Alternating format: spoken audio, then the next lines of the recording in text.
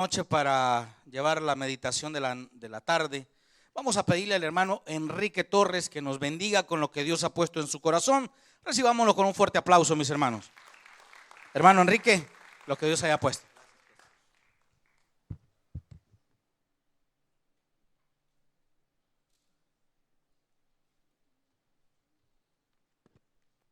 Bendiciones, hermanos. Bueno, vamos a leer la escritura y pues por supuesto vamos a estudiar el mensaje de la palabra de nuestro Dios. Y bueno, mi oración, mi súplica es que sea edificación para cada uno de nosotros. Los invito, si tienen sus escrituras, a que me acompañen a leer dos textos. Uno está en 1 Timoteo capítulo 2 y uno más en un momento en 1 de Pedro capítulo 3. Primera de Timoteo capítulo 2 versículos 9 y 10. Vamos a leer para iniciar el estudio de esta noche. Bueno, no sé si tengan ahí a la mano la Nueva Versión Internacional. Me gustaría leer solamente estos dos pasajes en la Nueva Versión Internacional. Sí, dice 1 Timoteo capítulo 2 versículos 9 y 10. El 9 dice: en cuanto a las mujeres, quiero que ellas se vistan decorosamente, con modestia y recato, sin peinados ostentosos, ni oro, ni perlas, ni vestidos costosos. Versículo 10, que se adornen más bien con buenas obras, como corresponde a mujeres que profesan servir a Dios. Ese es 1 Timoteo. Y 1 de Pedro capítulo 3, versículos 3 y 4, también en la Nueva Versión Internacional. El versículo 3 dice así: que la belleza de ustedes, refiriéndose al apóstol Pedro hacia las mujeres, dice que no sea la externa, que consiste en adornos tales como peinados ostentosos, como joyas de oro y vestidos lujosos, que su belleza sea más bien la incorruptible, la que procede de lo íntimo del corazón y que consiste en un espíritu suave y apacible. Esta sí que tiene mucho valor delante de Dios. Bueno, vamos a tomar un momento para orar, rogarle a Dios que dirija este estudio. Padre, te damos gracias porque nos permites reunirnos en esta tarde, noche. Es una bendición de parte tuya, Padre, que podamos reunirnos para alabar tu nombre, para glorificarte, Señor, en cada actividad que realizamos durante este servicio, incluyendo esta meditación, esta predicación. Mi oración, Padre, mi súplica es que tu Espíritu Santo nos acompañe, nos dirija, redarguya nuestro espíritu y seamos, Señor, cada vez más conformados a la imagen de tu Hijo Jesucristo. Gracias de antemano, Padre, por las múltiples bendiciones que colocas tú en nuestras vidas. Gracias, Señor, por lo que tenemos y por lo que no tenemos, Señor, también te damos gracias. En el nombre precioso de Jesús. Amén. Bueno, recientemente nuestro pastor ha estado compartiendo una serie de sermones que se titulan Lecciones de Vida y bueno, algunos han incluido, por ejemplo, la regla de oro, que varios conocemos, y otros temas. Y en esta noche me gustaría respetuosamente meter mi cuchara e incluir un consejo más, que se titula Que no sea de oro. Que no sea de oro es el consejo que quiero compartir con ustedes. Los consejos tienen diferentes funciones, diferentes finalidades.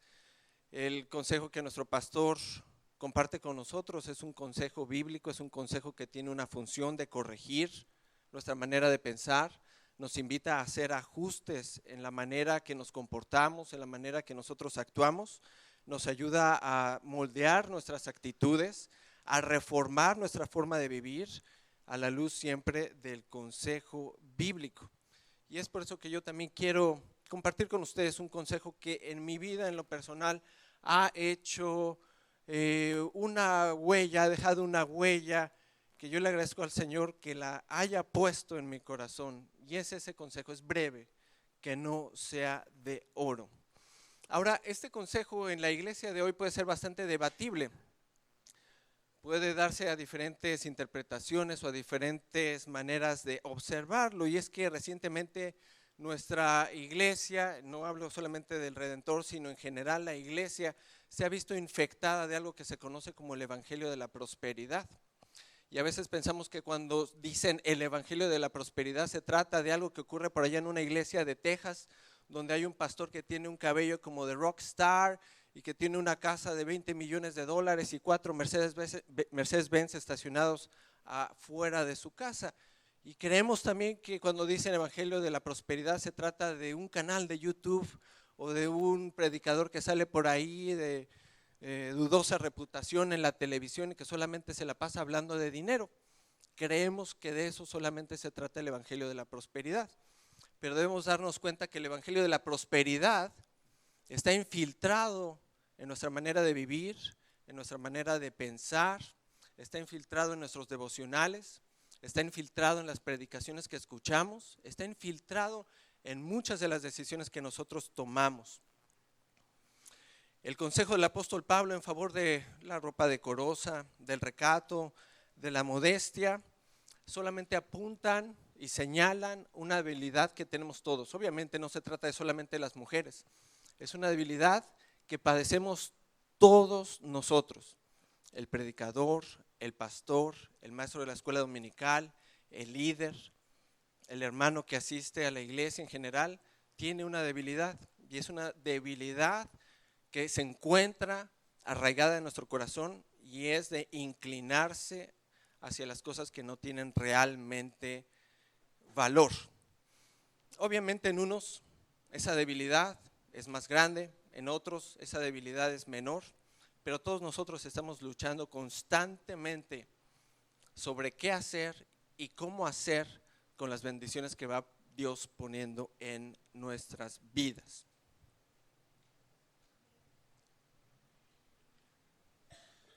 Ahora, por la cara que veo en ustedes, que varios ya se pusieron serios, quiero pedirles, hermanos, que bajemos la defensa. Yo sé que varios conocemos los textos en las Escrituras que, por ejemplo, dicen que la raíz de todos los males es el amor al dinero. Yo sé que todos nos lo sabemos y yo creo que todos nos declaramos inocentes. Todos diríamos, no, yo no tengo ese problema, yo eso no aplica para mí, yo ni siquiera tengo dinero, yo no estoy, decía un pastor, para dar, sino para que me den. Pero todos tenemos ese problema. Y les invito, hermanos, a que bajemos las defensas, a que tengamos en mente que ese consejo que emitieron los apóstoles, tanto el apóstol Pablo como el apóstol Pedro, lo emitieron sin ninguna finalidad o con mente específica de ciertos hermanos o ciertas hermanas, sino para todas las personas en esas congregaciones, porque todos nosotros tenemos una lucha y una debilidad que nos acarrea hacia las cosas que no tienen valor. Ahora, antes de continuar, me gustaría explicar con más detalle de qué se trata esto del Evangelio de la Prosperidad. Hay muchos estudios, de hecho, pues hay personas que se han dedicado su vida entera en los últimos, ¿qué será?, 15, 20 años a estudiar este fenómeno que esencialmente se ha desarrollado más en los Estados Unidos, pero siendo Estados Unidos el promotor de alguna manera de diferentes doctrinas y maneras de pensar dentro del cristianismo, se ha ido expandiendo a lo largo de América Latina y por supuesto aquí también en Canadá.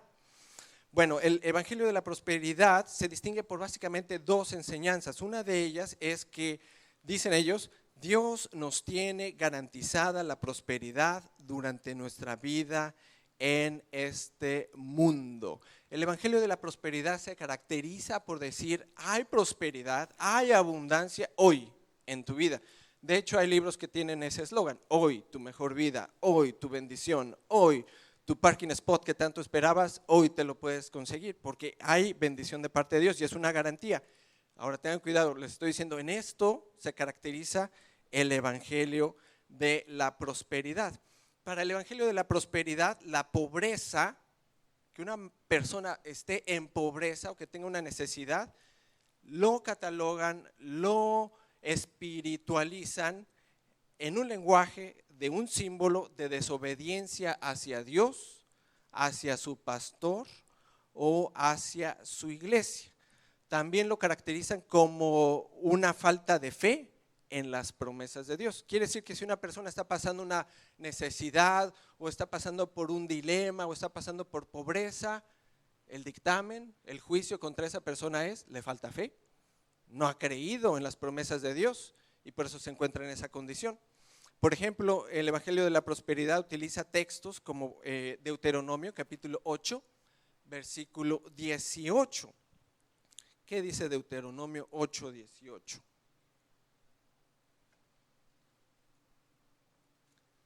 Dice este texto, Deuteronomio 8, 18. Recuerda al Señor tu Dios, porque es Él quien te da el poder para producir esa riqueza. Así ha confirmado hoy el pacto que bajo juramento hizo con tus antepasados. Ya hay múltiples textos que hablan acerca de la riqueza, pero uno tiene que tener suficientemente cuidado para saber qué es lo que enseña la Escritura al respecto de las riquezas. Es muy peligroso hacer una doctrina o levantar todo un esquema de enseñanza solamente basado en un texto o en textos deliberadamente preseleccionados para que enseñen lo que una persona quiere que los demás piensen. Este texto evidentemente sí nos habla de las riquezas, nos habla de que el Señor es el que nos da el poder, la facultad, la inteligencia, la habilidad para poder desarrollarnos y para poder eventualmente conducirnos y tener riqueza. Pero también hay que entender que este texto se encuentra en un libro, la Biblia, y debe coexistir entonces con otras enseñanzas. Por ejemplo, en Lucas capítulo 18, versículo 22. Bueno, ya leímos en Deuteronomio.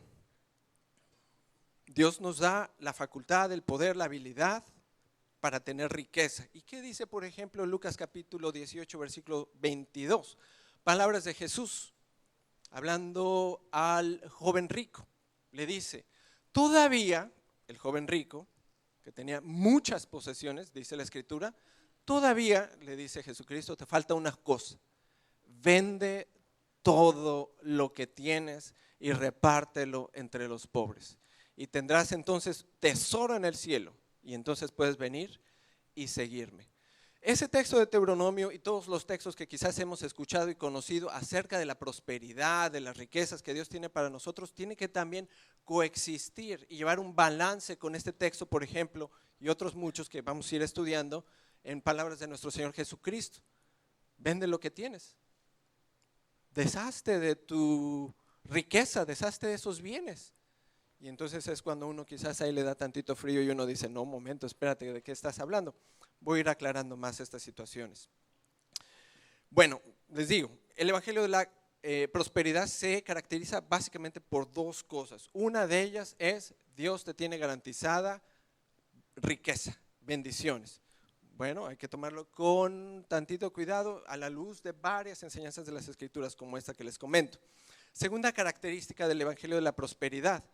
El Evangelio de la Prosperidad insiste mucho en que hay una estrategia para alcanzar la riqueza, la prosperidad y la abundancia. De hecho, el lenguaje que se ha propagado mucho, y lo comentaba al inicio, en nuestra iglesia, en los devocionales, en todo lo que llega a nuestras manos con un perfil cristiano, maneja de cierta manera este lenguaje de la estrategia. De hecho, nosotros hemos escuchado mucho al respecto de los pasos. O, por ejemplo, hemos escuchado acerca de los secretos, los 7 secretos, los 7 pasos, los 7 reinos, los 7 niveles. Y todo eso conduce a una palabra que a ellos les gusta mucho, que es el éxito. Y ellos tienen base en las Escrituras para decir, mira, aquí está. Por ejemplo, ellos utilizan Malaquías capítulo 3, versículo 10, que es un versículo que hemos escuchado. Malaquías capítulo 3, versículo 10.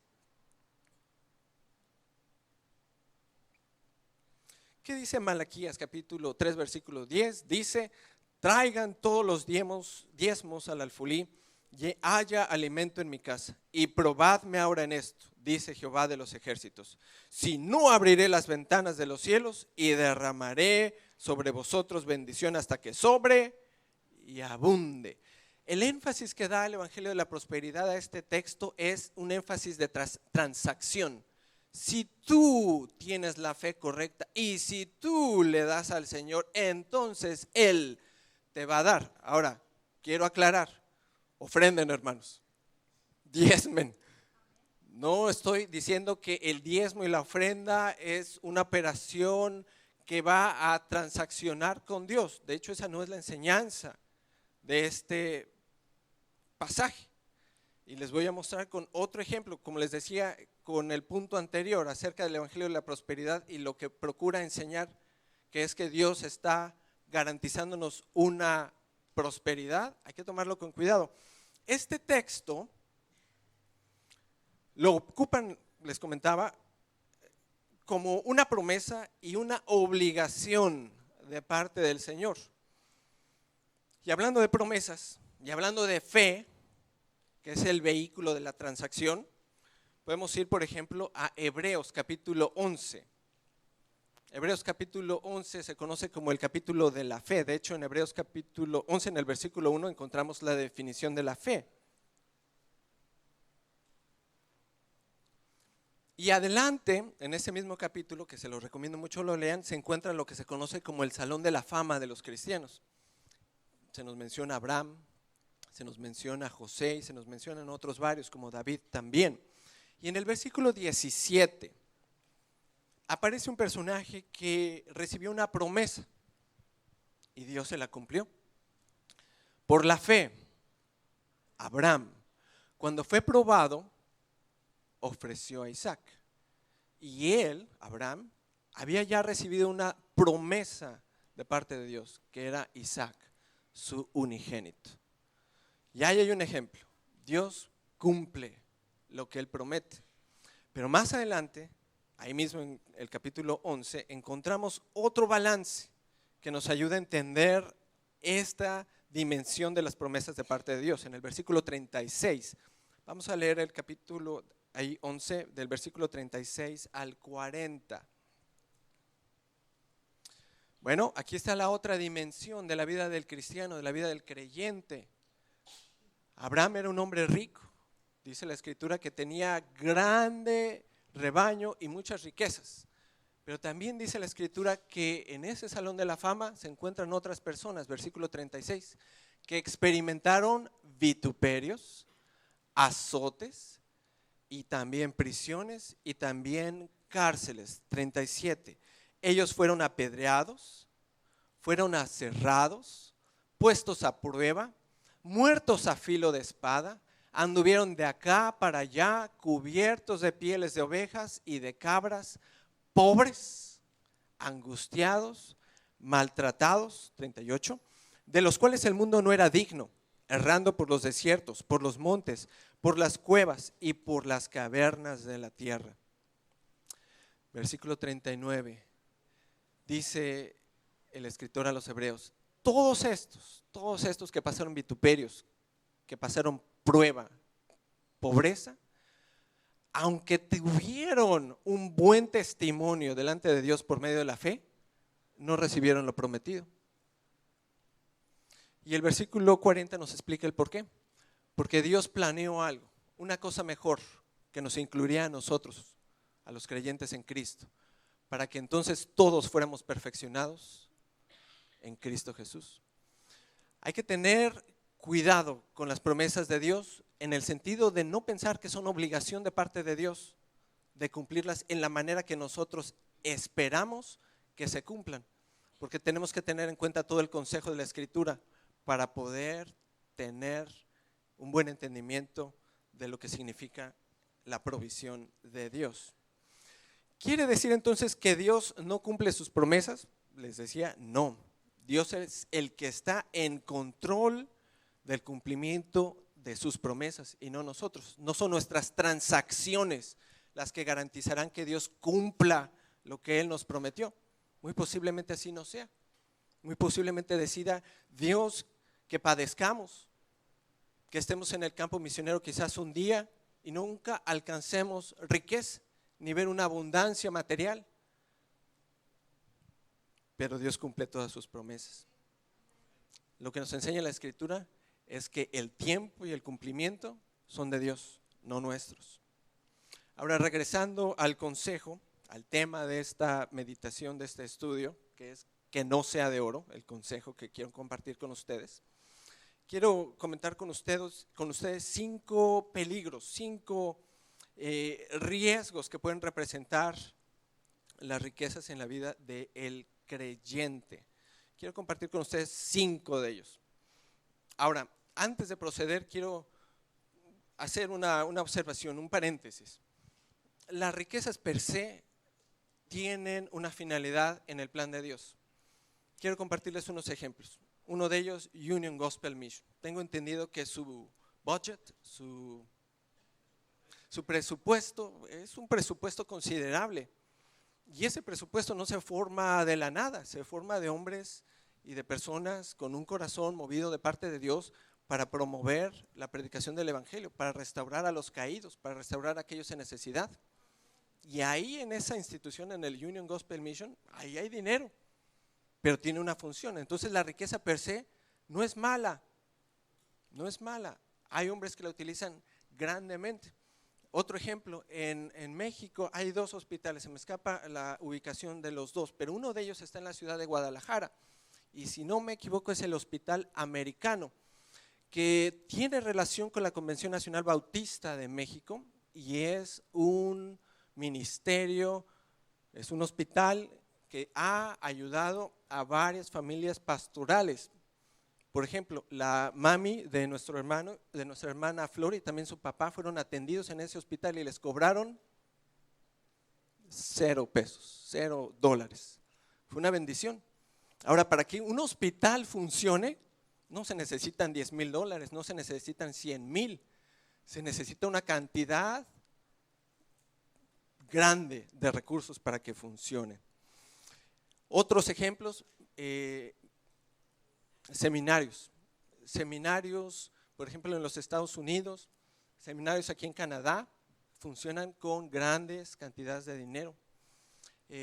Boards, ¿cómo se llaman esas? Oficinas de misiones, por ejemplo la oficina de misiones de la Convención Nacional Bautista del Sur de Estados Unidos, es también una sociedad que funciona con millones y millones de dólares, pero esa riqueza la ocupan para la predicación del Evangelio de Dios. Bueno, ahora sí, procediendo a 5 riesgos, 5 peligros que las riquezas que todos nosotros tenemos pueden traer a nuestra vida. Número 1, primer riesgo. Bueno, la riqueza, hermanos, es como un cable de alta tensión. Se lo repito, la riqueza es como un cable de alta tensión. La riqueza puede traer tentación, la riqueza puede traer fácilmente codicia, la riqueza puede traer destrucción y también puede conducir a la perdición. Gobiernos han sucumbido ante la corrupción del dinero. Varios conocemos países o quizás nuestro propio país se encuentra inundado de la corrupción, del amor al dinero, de la codicia y de la avaricia, de los gobernantes que no han sabido mantener el orden en su corazón y en su mente y han caído y han destruido a toda una nación. También hay ministerios y también hay pastores que se han vuelto lamentablemente envueltos también en estas circunstancias y han perdido el control, la brújula y han destruido congregaciones y corazones de personas. La riqueza es como un cable de alta tensión que hay que tenerle cuidado. Nos conduce a la tentación. Dice la Escritura en Mateo capítulo 13, versículo 22. Es la parábola del sembrador, solamente una porción. Mateo 13, versículo 22. Dice nuestro Señor Jesucristo que el que fue sembrado entre espinos, esta persona es la que oye la palabra, pero el afán de este siglo y el engaño de las riquezas ahogan la palabra y se hace infructuosa. El poder que tiene la riqueza es un poder de engañarnos, es un poder que podemos comparar con un cable de alta tensión, que hay que tenerle respeto y hay que tener cuidado porque nos puede llevar a la destrucción. Ahora, yo conozco hermanos entre nosotros y también en otros lugares que yo admiro. Me quito el sombrero, tengo grande respeto por ellos, porque sé que son hermanos que tienen recursos, que tienen grandes cantidades de dinero, con G mayúscula, tienen dinero, y se visten y andan y tienen un estilo de vida que digo, wow, están como yo, tranquilos, o mejor o peor, pero es un estilo de vida tranquilo. Y yo tengo grande admiración por ellos. Tengo también admiración por hermanos que aún no teniendo nada, no se desgastan, no se agitan ni se acongojan por no tener y son felices con lo que ellos tienen. Número 1, la riqueza es como un cable de alta tensión. Número 2, las riquezas, hermanos, te fallan cuando más las necesitas. Algunos creemos que entre más le vamos echando a nuestra cuenta de ahorro, más va inflándose el colchón y por lo tanto podemos estar más tranquilos. Pero la verdad es que ese colchón, esa riqueza que podemos nosotros ir acumulando, en el momento que más la necesitemos, lo más seguro es que no va a ser suficiente. Varios conocemos o hemos visto o hemos conocido de casos de hermanos o de otras personas que teniendo grandes cantidades de recursos no las pueden utilizar en lo que ellos más quisieran. Quizás en la salud de un ser querido, quizás en la restauración de una relación matrimonial, quisieran invertir para regresar el tiempo y resarcir el daño, quizás para su propia salud, pero el dinero no les alcanza para ninguna de esas cosas. Las riquezas fallan cuando más las necesitamos. Cuando más las necesitamos, lo más seguro es que la riqueza no va a estar ahí para cubrir nuestra necesidad. El apóstol Pablo a Timoteo, ahí donde estábamos en el capítulo 6, 1 Timoteo capítulo 6, versículo 17.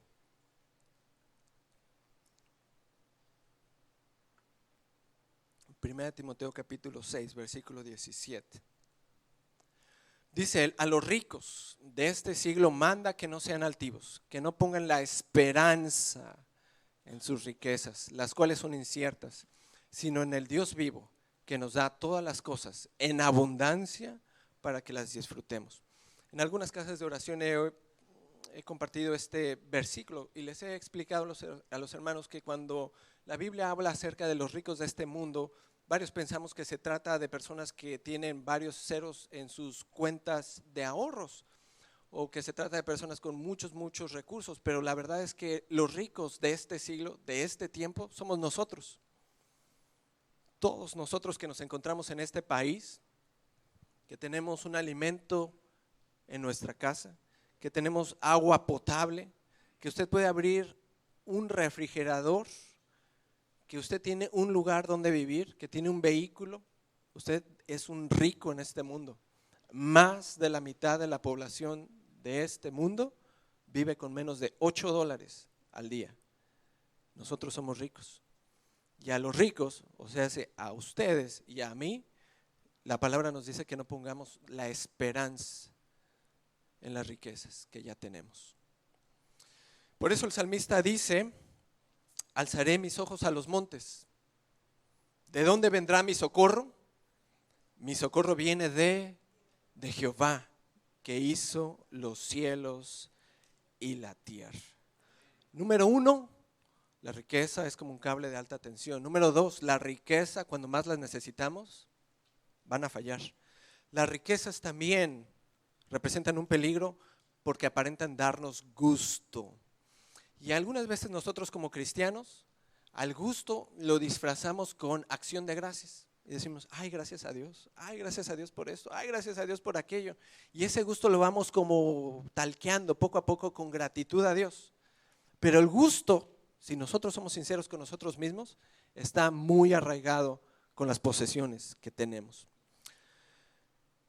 ¿Quién, comprándose un carro de 50,000, de 60,000, de 70,000, de 80,000, de los dólares que ustedes quiera, cuando le dieron las llaves, sintió tristeza? Y dijo, ay, ya me lo llevo, este carrito ni modo. No, hermanos, la riqueza tiene un poder y es de causar un gusto, de causar en nosotros una emoción que nosotros somos expertos en tal, quiere decir, gloria a Dios. Ay, gracias a Dios por lo que Dios nos ha dado. Hay que tener cuidado con eso, porque esos gustos son temporales. Le aprietas el acelerador al Lamborghini y ya lo chocaste. Y se fue. Los 500,000, los 100,000, los dólares que hayan sido. La Biblia dice que mejor es lo poco con el temor de Jehová, que el gran tesoro donde hay turbación. Yo me acuerdo hace años cuando tuve mi primer carro, que fue un carro, les confieso, algo carito para aquellos días. Yo tenía una preocupación de dejarlo en la calle en la Ciudad de México. Me daba miedo. Y iba, y bueno, por ejemplo, visitaba a mi novia y le decía, ahorita regreso. Iba y me salía y le echaba un vistazo a mi carro, ya me regresaba, entonces ya estaba tranquilo. No lo quería dejar en la calle. Las riquezas causan turbación. Ahora, repito, cuando pensamos en riqueza, no piense en cosas extremadamente caras necesariamente. Todos nosotros contamos con riquezas, con propiedades, con dinero en nuestros bolsillos, en nuestras tarjetas de crédito, aunque hay que pagar, pero tenemos esa facilidad. Dice la Escritura, ahí regresando a 1 Timoteo capítulo 6, versículos 6 y 8, que hay una gran ganancia. Hay una gran ganancia que se basa en la piedad que está acompañada de contentamiento en lo que tenemos ya de parte de Dios. Cuando estaba orando, y es algo que yo le doy gracias a Dios y los invito, hermanos, a que cuando oren con su familia, con sus hijos, oren en voz alta. Y esas oraciones van permeando a sus hijos y a su familia. Una de las palabras que mencioné y yo he escuchado que mis hijas repiten y es: Señor, gracias por lo que tenemos y por lo que no tenemos. Porque siempre, hermanos, siempre va a haber alguien que tiene más y siempre va a haber alguien que tiene menos. Y aunque pensemos que ya tenemos más que los demás, surprise, hay gente que tiene más. Hay gente que tiene más. Y la Biblia dice que hay gran ganancia en la piedad que está acompañada con el contentamiento. Versículo 8 ahí mismo, así que teniendo sustento, así es que teniendo para pagar su renta, para pagar su mortgage. Así que si usted tiene un jacket para el invierno, dice la Escritura, estemos contentos con eso, agradecidos con Dios y contentos por la provisión de Dios. Es un cable de alta tensión, fallan cuando las necesitamos, las riquezas nos dan un aparente gusto y aquí vienen dos con las que voy a ir poco a poco aterrizando, que son las más delicadas. Y una de ellas es que el dinero, la riqueza, las propiedades callan, silencian nuestra conciencia. Tienen el poder, hermanos, de ponerle un tapón, de ponerle una venda, de poner en nosotros un obstáculo para no poder ver la realidad. Les decía hacia el inicio que todos nosotros nos declaramos inocentes. No, yo no tengo amor por el dinero. No, yo no, ese sermón no aplica para mí, es para todos los demás o para otras personas, pero no es para mí. Yo me declaro inocente. Pero la realidad es que nosotros estamos también infectados de esa inclinación, de esa debilidad a acumular, a tener más. En una ocasión Jesucristo se encontraba hablando con los fariseos y se registra en Lucas capítulo 16, versículo 14. Esta ilustración quizás refleja la realidad de todos nosotros. Cuando talqueamos, cuando callamos nuestra conciencia, cuando callamos el consejo de la Escritura. Dice Lucas en el capítulo 16 que en una ocasión Jesucristo se encontraba hablando, enseñando. Y había un grupo de personas que se encontraban escuchando todo lo que Jesús decía. Ese grupo de personas eran los fariseos. Los fariseos eran personas que se encontraban empapadas y bañadas de las Escrituras. Eran personas que se jactaban por seguir al pie de la letra las Escrituras. Pero dice la Escritura que a ellos, en la versión nueva internacional, que ellos eran personas que les encantaba el dinero. Y esa es la condición en la que nos encontramos. La disimulemos o la admitamos, tenemos todos nosotros una inclinación natural hacia las posesiones, hacia el dinero. El cristiano, hermanos, y esto quiero decirlo con cuidado y que escuchen con atención también. El cristiano, hermano, no está llamado a acumular, lo repito, el cristiano no está llamado a acumular ni a coleccionar objetos. Llámele como usted le llame, relojes, trajes, zapatos, joyas, propiedades, trajes, vestidos, y la lista goes on and on and on. El cristiano no tiene un llamado a seguir acumulando ni a coleccionar objetos materiales. El llamado del cristiano, si tú eres de Cristo, es a simplificar tu vida, a simplificar la manera en la que tú vives. Dice Lucas, capítulo 12, versículos 15.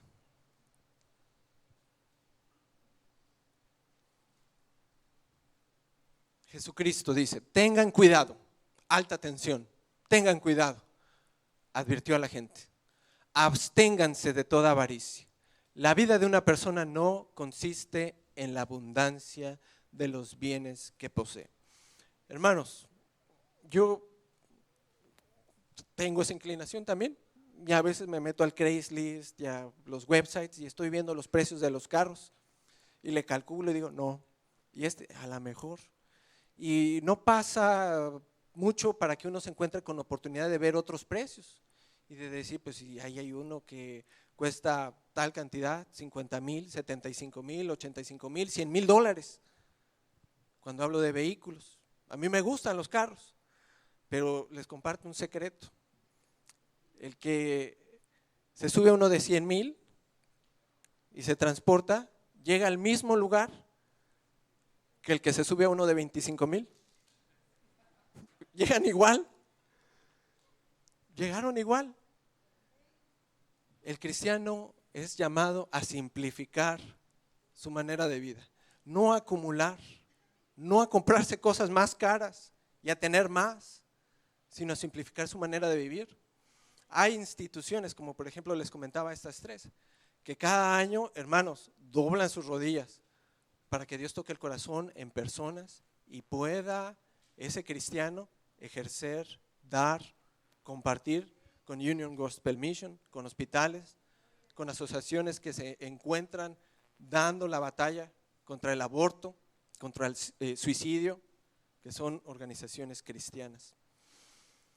Ahora, este mensaje, hermanos, yo pienso que es muy pertinente para nosotros en esta ciudad, quizás para personas que nos escuchan en otras partes del mundo, a lo mejor no les haga clic del todo, pero para nosotros que vivimos en una ciudad donde hay tanta acumulación de riqueza, a veces pienso que nuestra conciencia se ve sofocada, se ahoga por todo lo que vemos. Llegamos a partes de la ciudad donde empezamos a ver las casas y esas casas son monster house, enormes, con 6, 8, 10 cuartos y digo, pues ¿será que así tienen de hijos? Bueno, a lo mejor sí, algunos, pero el valor de esas casas, estamos hablando de cosas que son groseras, groseras. Y el peligro que hay es que empezamos nosotros en esta ciudad a pensar que es normal traer un carro o traer una ropa o traer una joya o traer lo que usted quiera o poseer tal cosa porque lo vemos aquí y creemos que es normal y nuestra conciencia se sofoca por esa circunstancia en la que vivimos. Les comentaba hace unos instantes que más de la mitad de la población del mundo, y esto es un dato que pueden ustedes checar, vive con menos de $8 al día. Más de la mitad del mundo.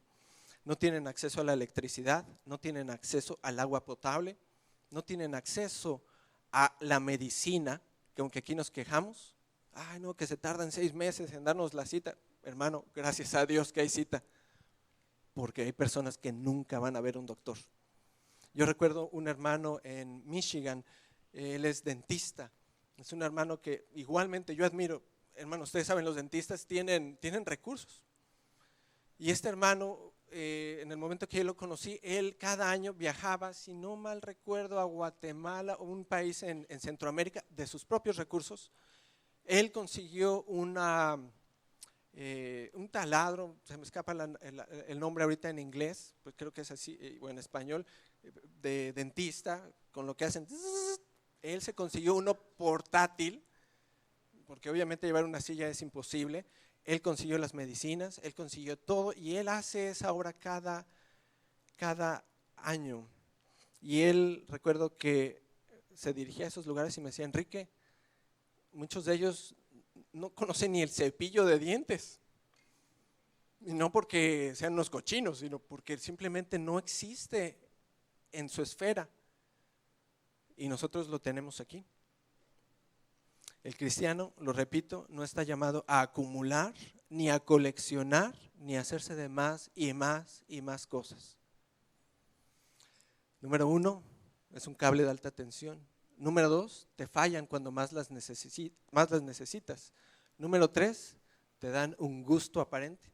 Número 4, las riquezas, las propiedades, el dinero, acallan, silencian, como si te pusieran una pistola en la frente tu conciencia. Si hoy se presentara el apóstol Pablo y el apóstol Pedro y entraran por nuestras puertas y pasearan por nuestro parking lot, yo creo que se infartarían algo de ver la acumulación que tenemos nosotros en este día y en este lugar. Último peligro. La riqueza lucha contra nuestra satisfacción en Dios. Todos nosotros, hermanos, estamos inclinados a querer tener más, a encontrar satisfacción en las cosas temporales. La Escritura nos dice en Hebreos capítulo 13, versículos 5 y 6, que hay una satisfacción que es superior y que se encuentra en Dios. Hebreos 13, versículos 5 y 6.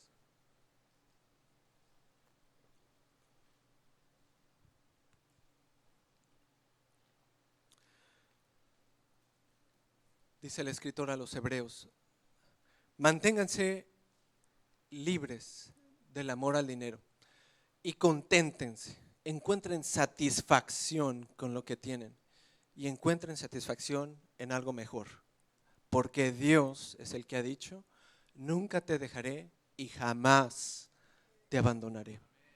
El que es de Cristo, hermanos, tiene su satisfacción y su confianza basada en las promesas de Dios, de que Él es nuestra abundancia, de que Él es nuestra prosperidad, de que Él nunca nos dejará y que Él estará con nosotros para proveer en todo lo que nosotros necesitemos. Para llegar a esta forma de pensar, para llegar a esta condición, hay que batallar, hay que pasar por una lucha. El apóstol Pablo lo expresó en Filipenses capítulo 3, versículo 8.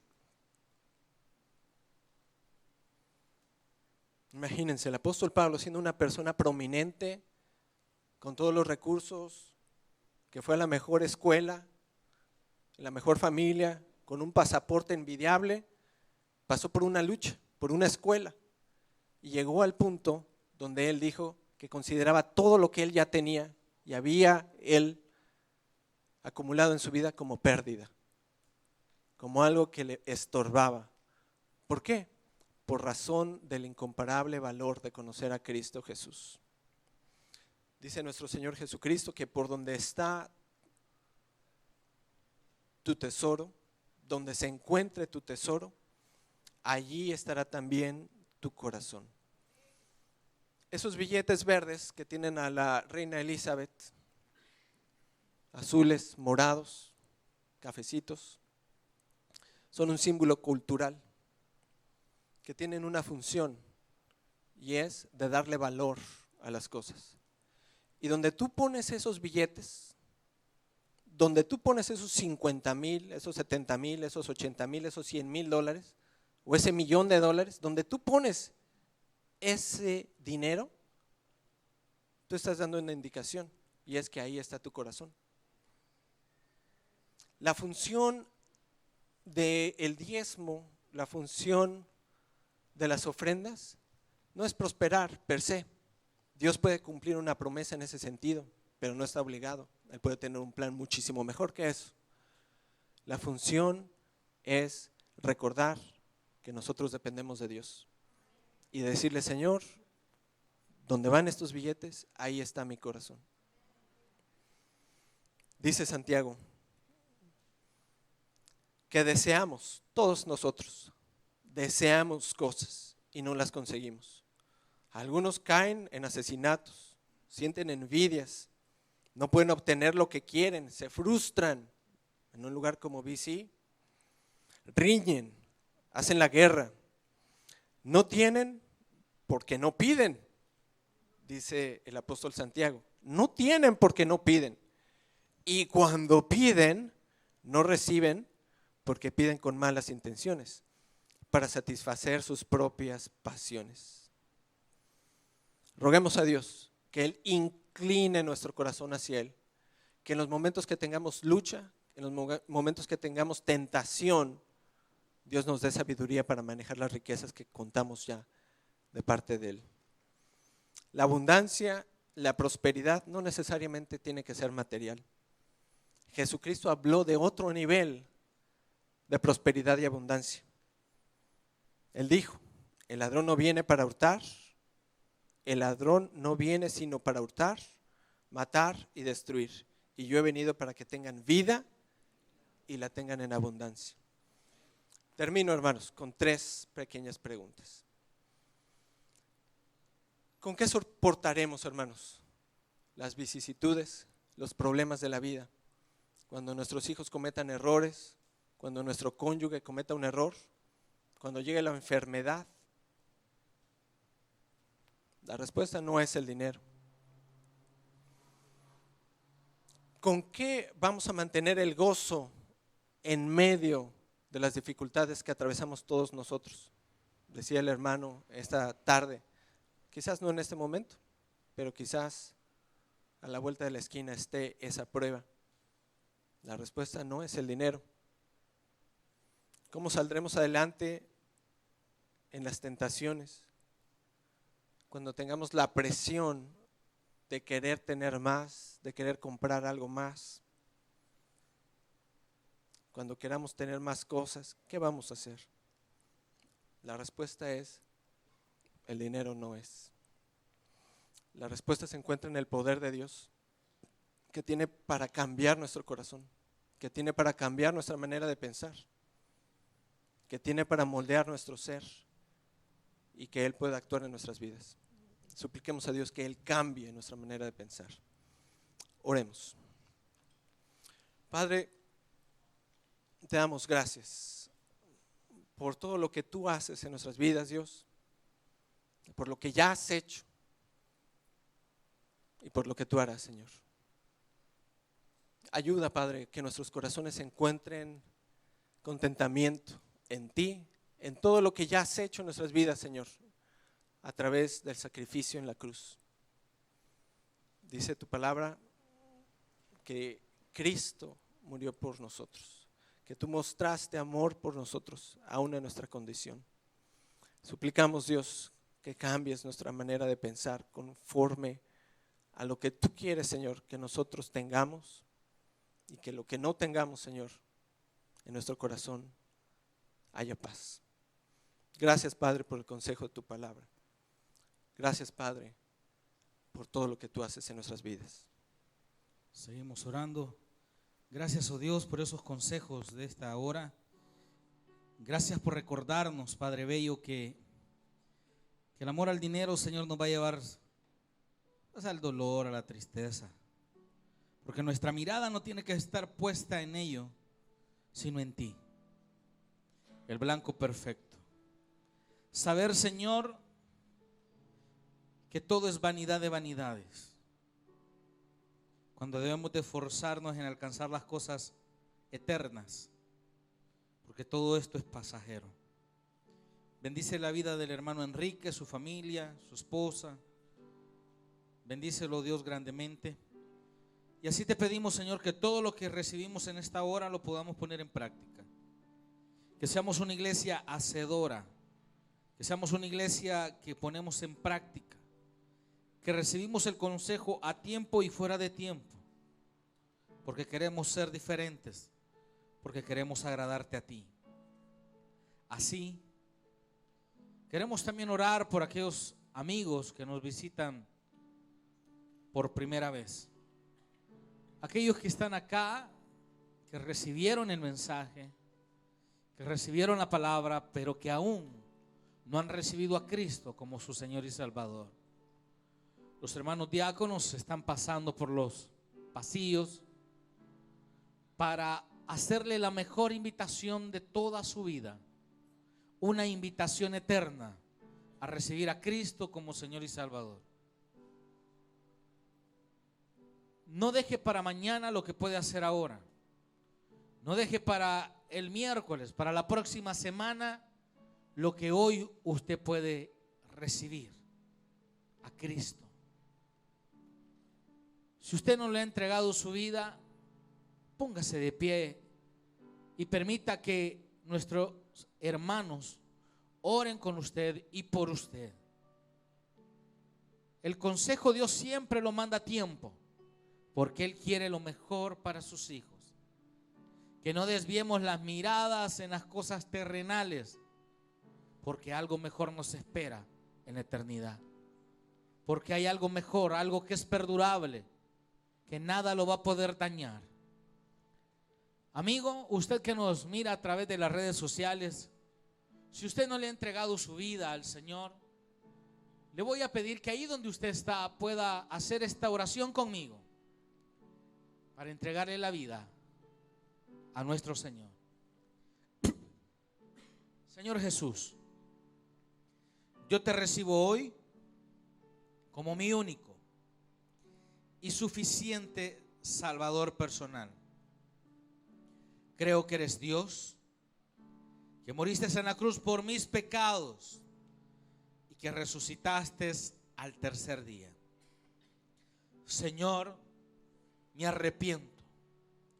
Gracias doy a Dios por inscribir mi nombre en el libro de la vida, por enviar a Jesús a morir en mi lugar. Gracias, Señor. Padre, llévanos con bien, guárdanos. Nos ponemos en tus manos, Señor, para que esta semana pueda ser una semana en victoria, poniendo en práctica todo lo que hemos recibido en el resto, en lo que es el día, Señor. Gracias, oh Dios, por recargar nuestras fuerzas. Gracias, Señor, por darnos los consejos. Papito lindo, llévanos con bien y guárdanos, porque no te dejaremos hasta que nos bendigas. En Cristo Jesús. Amén y amén. Que Dios me los bendiga, iglesia. Bendiciones a todos. Recuerde que el miércoles tenemos otra cita acá en la casa del Señor, estudio bíblico con nuestro pastor. Parece que hay una ventecita, hermanos, apoye por favor. Allá están las hermanas, mire, ya pendientes, ¿verdad? Para que usted pase por ahí. Y el ministerio de jóvenes también tiene las mesas para que usted anote a los campamenteros. Bendiciones a todos.